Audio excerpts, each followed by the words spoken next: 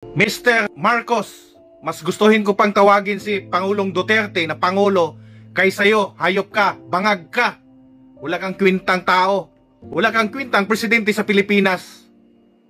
Ngayon, malinaw na sa amin na ang pagdakip o pag-arrest ni Pangulong Duterte sa Pilipinas ay isang political harassment. Hindi ito tungkol sa ICC, hayop ka.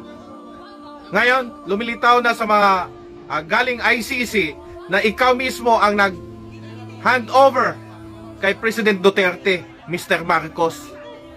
Hayop kang panuway ka. Dahil ang akala mo na pag mawala si Pangulong Duterte sa Pilipinas ay mananalo kayo sa eleksyon. Hindi po. Tingnan mo. Tingnan mo ang mga, kung may social media kang hayop ka, tingnan mo ang sigaw ng taong bayan. Puro Duterte. Di ba? Kung pa sa'yo, mag-resign ka, hayop ka. Wala kang kwintang presidente.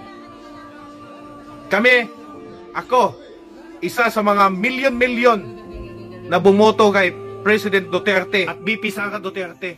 Kami po ay nasa likod niya, kaming mga taong bayan. Kung kailangan namin kaladkarin ka dyan sa Malacanang, gagawin namin yan sa takdang panahon. Hindi pa ngayon. Kami po ay nagtitimpi lang. Magtitimpi lang muna kami. Pero alam ko darating yan.